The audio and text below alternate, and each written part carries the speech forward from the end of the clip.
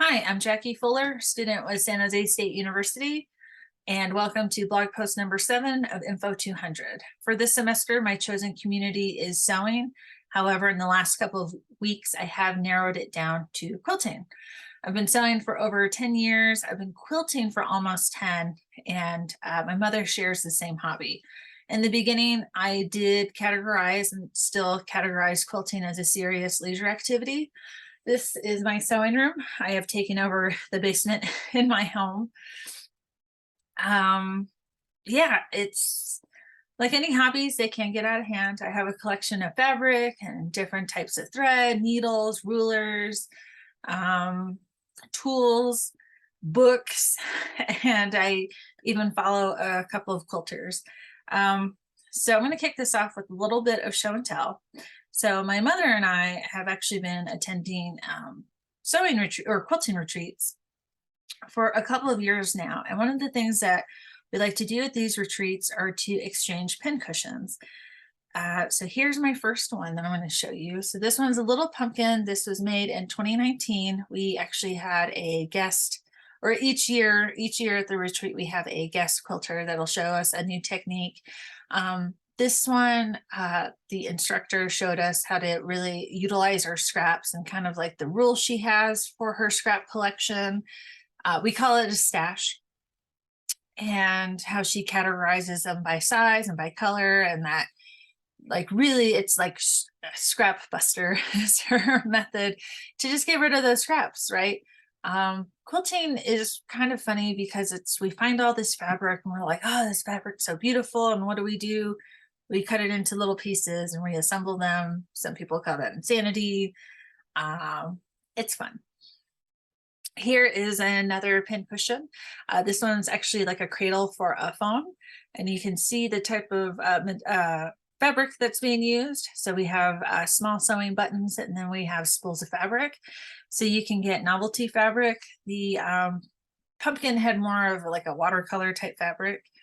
And then the other pin cushion I'm going to show you is this one that has a lot of hand embroidery done on it. I do not use any of these pin cushions to actually hold my pins because they are too beautiful. I love the use of color and the different types of threads. You got the variegated thread, which is where it changes from color to color. And let's see.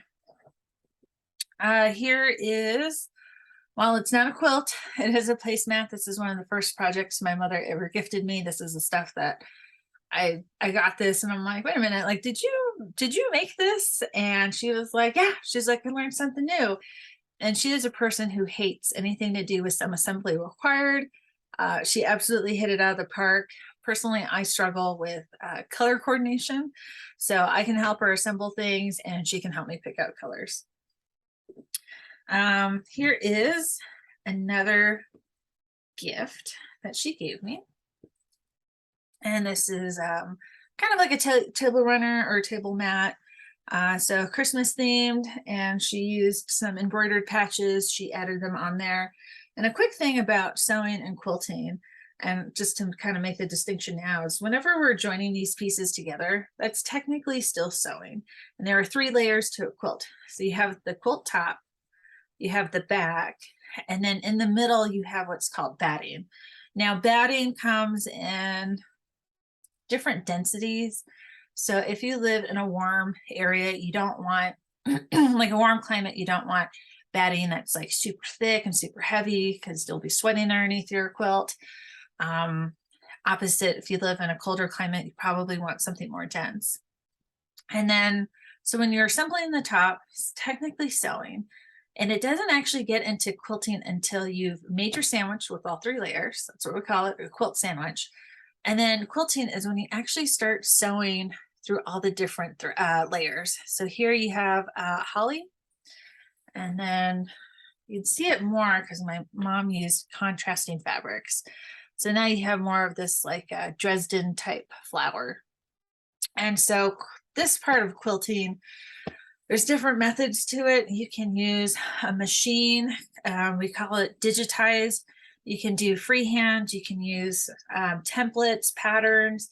You even have some where it's like a stencil and you pat chalk on it and you just follow that. There's some where some folks do, it's called free motion, and they kind of do their own design as they go along. Very talented individuals who can pull that off. Takes a ton and ton of practice. If you've followed my previous blog post, as you've seen it, because I try to include a photo in each one.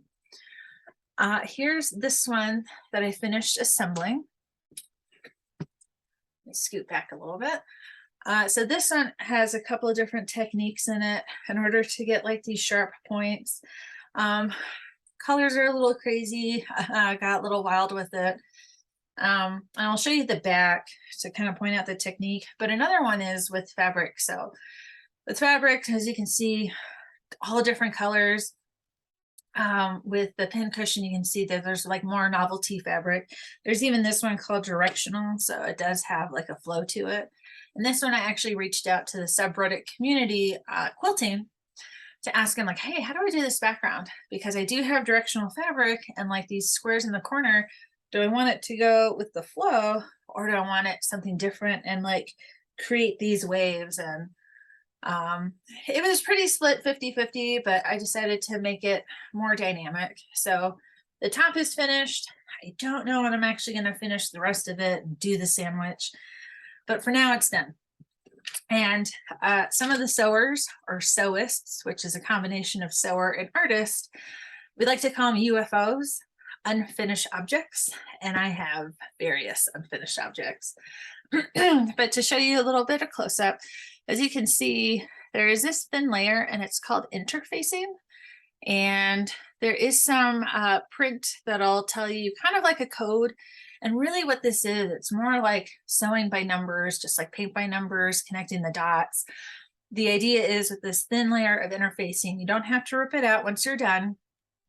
All you have to do is make sure that you have a piece of fabric that's large enough to cover the area that you're working on. And then you just follow the line and you just sew right in on the line. There is a similar technique prior to this that is called paper piecing. And it sounds probably what you imagine, which is you take fabric and paper and you sew it together. The problem is that once you're done with your quilt top, you spend a good chunk of time twisting and bending and just trying to break that paper up. Like, while it is perforated because of all the needle stitches, you know, you're still having to dig out from like the tiny little corners. So something with interfacing that just stays there and that's super thin is pretty awesome. And that's just like a new method, a new tool, a new product to use. And that's one of my latest ones I finished, or at least the top. And then a finished project that I finished the other week is actually this quilt for my dog. Does she need a quilt? No, but she has one now. And again, you can see, so you can see where you can get like crazy colors, or you can keep something simple. You can compare and contrast. Like, I've got dog bones, paw prints, little dogs. I got more subdued type fabrics that don't overpower the quilt. And then also with this, like, I did not choose, unlike the other one, I did not choose these fabrics. You can buy stuff that's kits. Your quilt shops can put them together, whether they're in store or online, and you know that when you get it, it's going to be complimentary. There is, so here's an example of a kit. So here's another one. And so they give you all the fabric that you need, enough to make the kit. And sometimes they tell you, hey, you need this much for the back, or you need this much for the binding, which is this that comes around. There are also things called, and I don't have it with me, but they're called pre-cuts.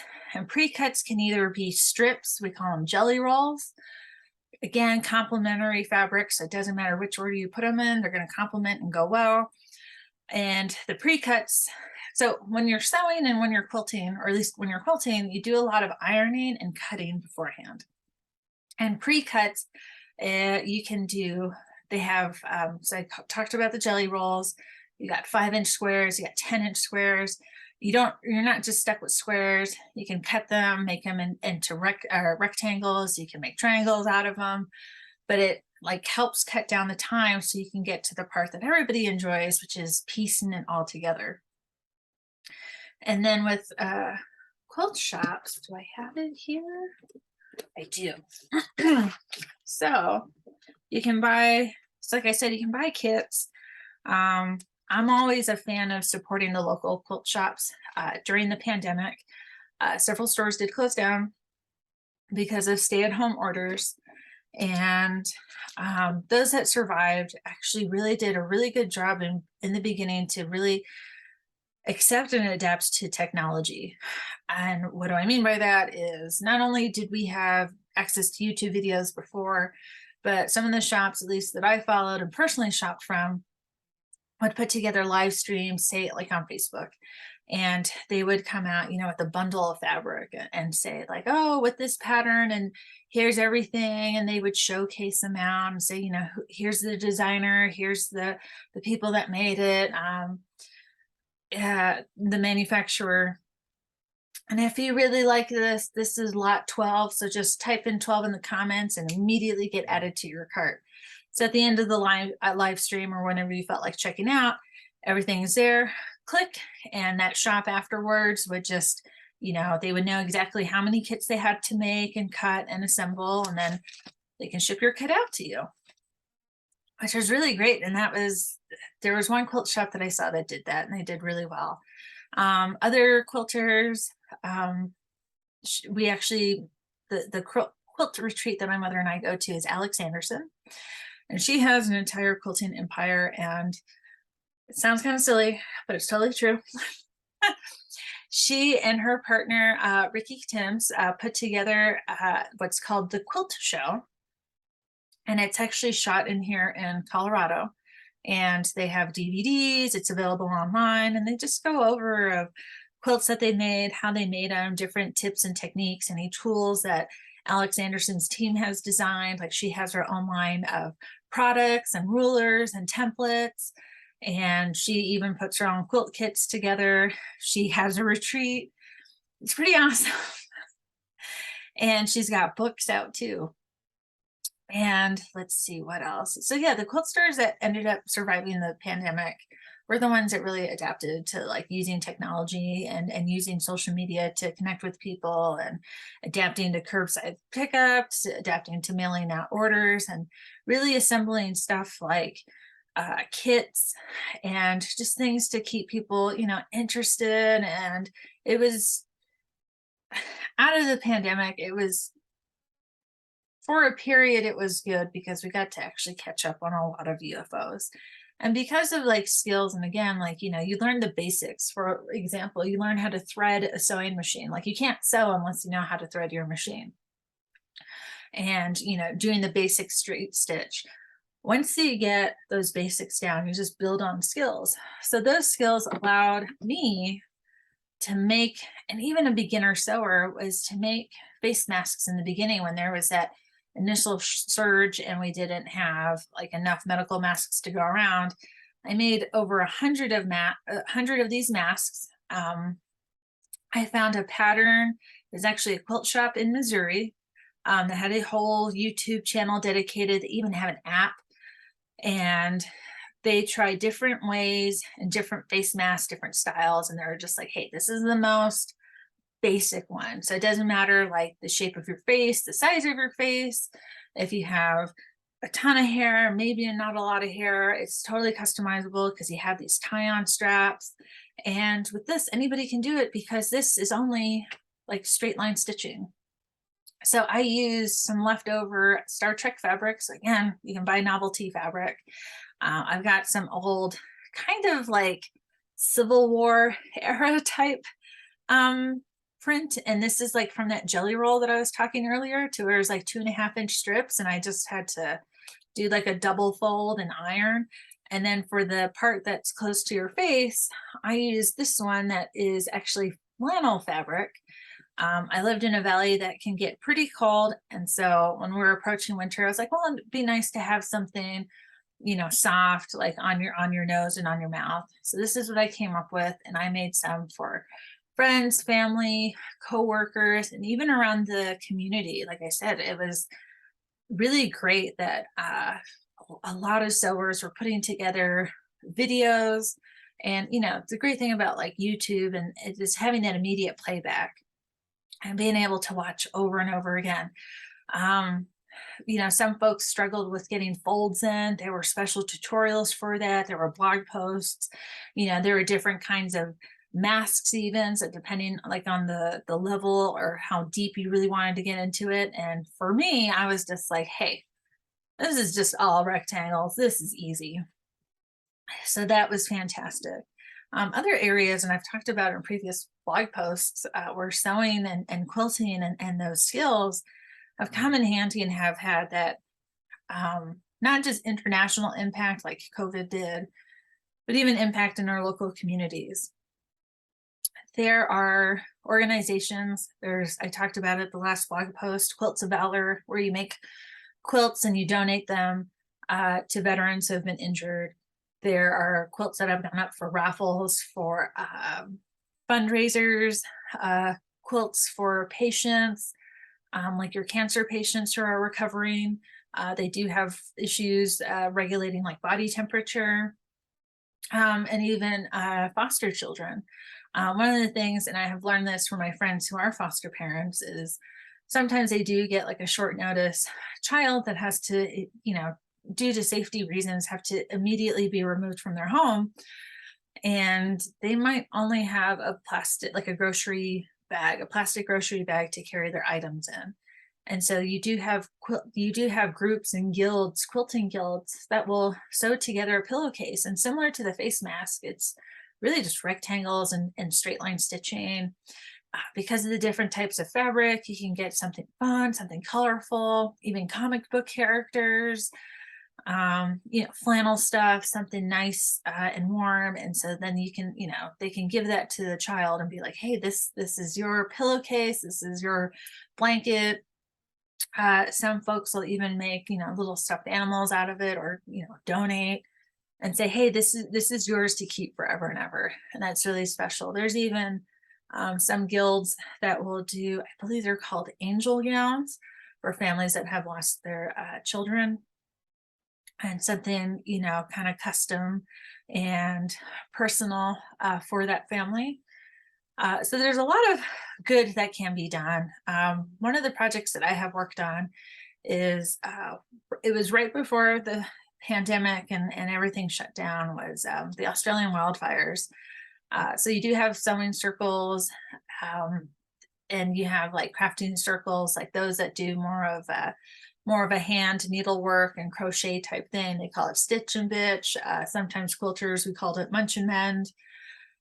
We get together and we have a good time, and we were using a lot of our stash to make like pouches and whatever they needed, because as long as they they provided the pattern. And so we're like, oh, well, I can follow a pattern, I know how to read. And even those that were like, hey, I don't really know how to do this, but I have a sewing machine, like, how can I help out? Oh, we'll help you out this way. That's really cool. It's a very community type thing. And if you're lucky enough to live like near a quilt store, chances are that they offer classes, and they have all sorts of classes from, learning how to thread your machine, to very basic beginner, to a little bit more intermediate, to more advanced, depending on how like far you want to run with this, serious leisure type hobby. You can do like embroidery type stuff, really how much you want, how much time, effort, and like and how much you want to like invest in these hobbies. And it's been great. And one of the things that I've come across, and it came across more doing the research for this information community, is that when I have told people like, hey, I quilt, and one of the things I have found through my research is that when quilters share, they're like, oh yeah, I make quilts, there's a bit of a response, like not an overwhelming majority, but a good hefty chunk of it, that we get a, wow, you're so handy, you're so resourceful. Not quite like, oh, you're hardy, but like, oh, you're able to make things and be self-sufficient. I can tell you personally, I have 7 quilt tops that are finished. I have to still make the quilt, And I can tell you my household does not need 7 quilts. My dog didn't need a quilt, but I went ahead and made it anyways because it is very much, quilting is that artistic expression. I talked about the different type of fabrics, the threads, how you can have, complementary colors, contrasting colors. It truly, really is an art form. And some of these quilters that I follow are just, it's amazing. There's quilt exhibitions, there are quilt shows. If you go to like even at the smaller levels, like a county fair, definitely go check out those buildings and those exhibits that have like the handmade stuff, and you'll see anything from basic to really complex quilts. I have been to international quilt festivals that have some very moving pieces, and some of it I went to one year and I wanted to throw my sewing machine away because I didn't feel worthy.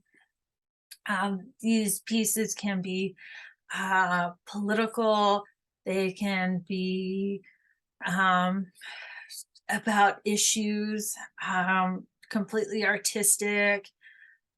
There was one quilter, and not every quilt that you make is one that, like, meant to be used. Some of them are just really truly works of art that all you do is hang and are just to be admired. Some quilts hang in museums. You have whole museums dedicated to quilts. And the one that stood out to me was it was an underwater scene. It had like a blue whale and turtles and fish. And if you really got a close look at it, you would see plastic, like plastic bottle caps and trash that was placed and incorporated in this quilt. And what the designer wanted, and they had a little info card that said, hey, uh, I wanted to highlight the issue of, pollution and trash in our oceans. And this, the trash that is incorporated in this quilt is all stuff that I found while scoping like the beach. And this is stuff that I collected. And I was like, wow, like you literally took trash and made like art out of it, like on a quilt. Amazing. There's quilts dedicated to farmers. There's quilts that use replication, Civil War type arrow prints. It's phenomenal, and it really truly is an artistic expression. And like, while I knew this in the back of my head, I never really like fully embraced it. And then I looked around my sewing room and I was like, oh, this is like 100% just creative, because no two quilts are the same. Like, you can give people a pattern, and how they decide to match colors together, how they decide to quilt the thing, how they decide to assemble it, it's totally different. And it's really awesome because there's just ways to really just adapt to it. Um, and so, to go into like more of the technological piece, I talked about how you do have some quilt shops that will offer classes. And I've talked about it before, and it's public libraries. And public libraries, at least I'm fortunate enough that the branches that I um, am a member of, and they're up and down the Front Range here in Colorado, is that the last couple of about 5 or so years have really made a push to include maker spaces. And these maker spaces have things like Mac computers that have the entire Adobe suite available. And of course, all this is free. You just need a library card. They have different types of 3D printers, sewing machines, embroidery machines, power tools, CNC machines if you want to get into woodworking. They have Cricut, which was originally a scrapbooking electronic cutter, and people have, and the best way exploited it and have experimented with different materials, and even that brand has expanded out quite a bit. And lasers and stuff like, if you want to get into cosplay, and how do you work with EVA foam? If you want to make a necklace, how to get into jewelry, how to get into beading, how to get into leather working. And it's really great because they send their librarians to get all this training and become proficient in stuff like the Adobe suite. So they can in turn pass that on to patrons, teach them, check them out in the makerspace if they want to use power tools, and say, okay, like, not to cut your finger off and you can operate this tool safely. Have at it. Let us know if you need any help. And I think that is just absolutely wonderful. There's also, and I talked about it my last week, was Denver has a tool library. There is a membership fee, or you can pay for the courses. Similar style, shop safety. You want to get into wood turning, make a pen, make a seam ripper, make a bowl. If you want to start doing like electrical stuff in your house, if you want to replace like an outlet, how to do that safely. And they actually they found a teacher to teach sewing classes. And that one's pretty cool. She's offering several courses for the beginner. They do their best to kind of tailor and making sure that they are inclusive and that they are catering to different communities. So for example, this teacher is having a class for specifically immunocompromised folks that are interested, because they can, instead of having maybe a dozen people, they'll cut the number down and be like, well, we can allow 6. And then also to kind of create a very unique space for Black, Indigenous, and people of color. She's got a specific class on that, which I thought was wonderful. Unfortunately, I will be out of town, but speaking of just like these technologies, and I saw this about 7 years ago, and it was when lasers hadn't been quite available to like the standard home, kind of like when computers first came out and they took up an entire home. But one of the techniques in sewing, and you can see here, is this complicated, or not complicated, but tree. And you got little tiny, details and branches. And you used to have to, if you wanted something like this, he used to have to do it by hand. People had light boxes with tracing paper, and he'd have to manually cut it out. Well, what some quilt stores started doing was partnering up with labs that did have, and you can call them like print farms, was farms that had lasers, and they would laser cut material. Like you would use a low power setting enough to cut through the fabric.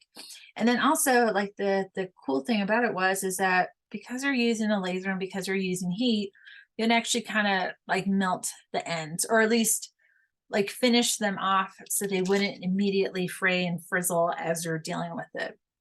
And there are other techniques too. There's stuff called heat and bond, which is kind of like a glue backing that really turns into adhesive once you apply like a hot iron to it. Some folks like to reinforce it. Like if it's going to be a quilt that's going to be used, they like to do like a zigzag stitch or a satin stitch, which is their tightly knit, this tightly knit threads that go all the way around. But sometimes just hitting it with an iron and throwing it up on the wall, there it is. Like that's something that never gets washed. It's never going to fall apart. It's done. And stuff like this, like, has really saved people time and can get pretty complex. And so like, this is just a silhouette of a tree. They've even been able to layer stuff and play with different colors. And it's been pretty awesome. And I thought like, wow, how smart is that to use a laser to do the heavy lifting for you? And again, like that even goes to pre-cuts. The pre-cuts will usually have kind of like a zigzag, like the fabric is cut in a zigzag, and there's like special scissors called pinking shears, and that zigzag in the fabric really helps stop it from fraying. And that's when the threads become loose, because the more you touch the fabric and you manipulate it and you move it around, you run the risk of like those threads coming apart. And let's see what else. But yeah, the ways in technology, I covered the pandemic and shops using, Facebook and buying from there. That other quilters who do have like a fan base, trust me, they have a fan base. They like Alex Anderson and her quilting empire. There are other quilters that have their little empires as well. And they have a base they've taken to social media, and they're like, oh, hey, I'm working on this, or I'm experimenting with this, or let's go ahead and do a quilt along, or, here's a ask me anything type thing. There are also forums like subreddit, which I personally love to visit, either to draw inspiration or even just to cheer somebody on, or, offer 2 cents of like, hey, do you like layout 1, 2, or 3? Well, I like layout 3 for this, or I like these pattern, or I like this color more for these reasons, or hey, I made a mistake here. Should I go ahead and disassemble the whole thing? And we're just like, look, if you're driving at 5 miles per hour and you're holding this quilt on the on the sidewalk, if I can't see it, nobody can. And then it's just like, you're doing great, just keep on sewing. It's a really supportive community. But yeah, like in person, you do have quilting guilds. You can even go into like the quilt shop. I personally have, and I have asked for help, and hey, I'm having problems coordinating this fabric, or I don't know quite how to finish it. What do you recommend? And you'll even just have other shoppers that'll come out, ooh and ah, and say, well, have you tried this? Or, hey, I would do this. And, hey, you're doing great. So it's really a community that I love, absolutely adore it, because everybody's so nice and so supportive. And let's see what else I've talked about.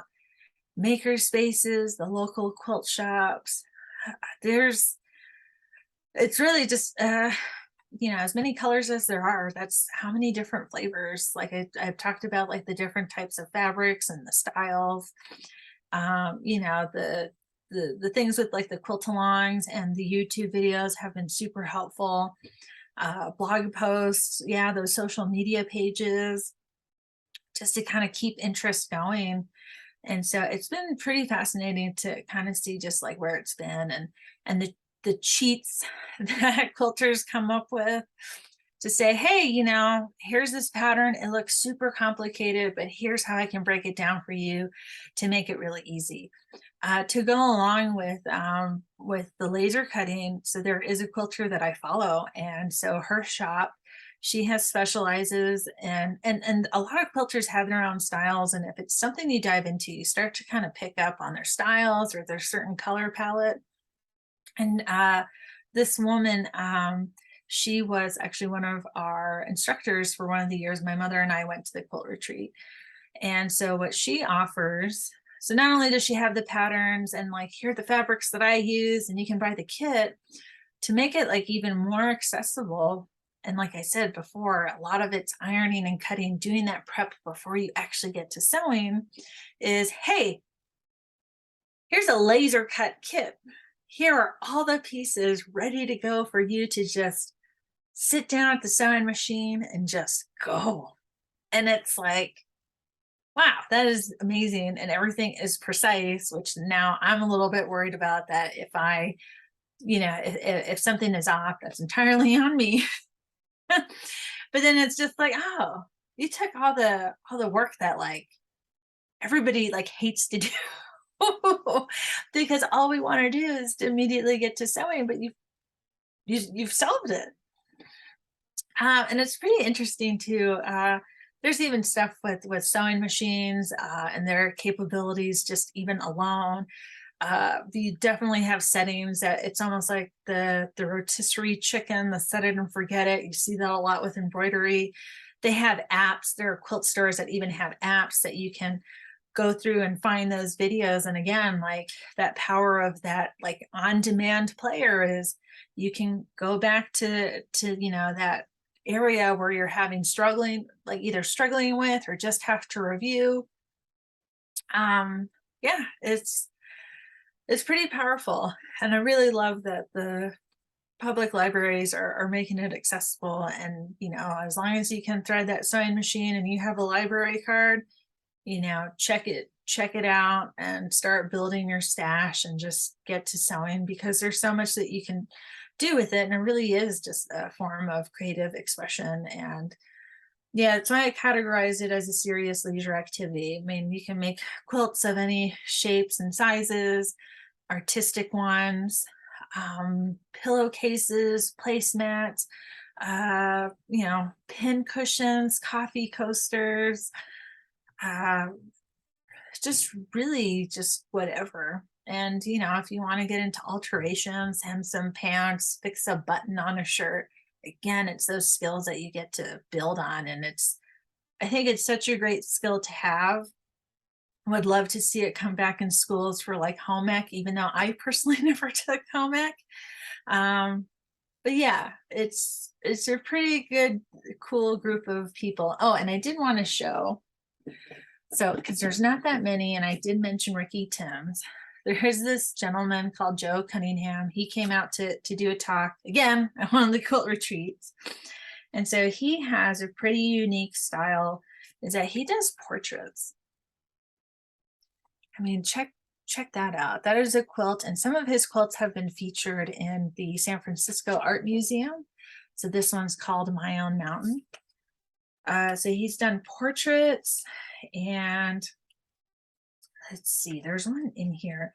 He also has this style where he uses strings. Well, he kind of makes his own strings. I can find it. Let's see. Okay, here you go. Here it is. This one is called Luke Haynes in the American Context. So here's another portrait. You know, this is not a standard pattern that has triangles, rectangles, or squares. But yeah, he kind of makes his own string, and he just crafts these portraits out of it. So this is kind of his like kind of distinct style. And yeah, it's pretty awesome. So if you've ever gotten like a handmade quilt, or like something handmade, as really just anything handmade as a gift, you know, it's truly personal.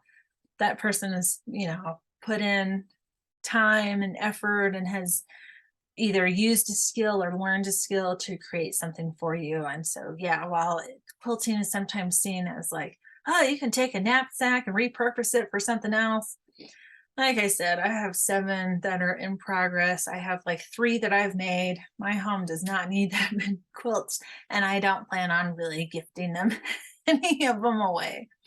So hopefully this inspires you to maybe learn how to sew, or like I said, the next time you're at a county fair, or maybe an art museum, or if you happen to catch an expo, or if you're traveling somewhere and you see a quilt museum, definitely stop by and check it out. Thank you.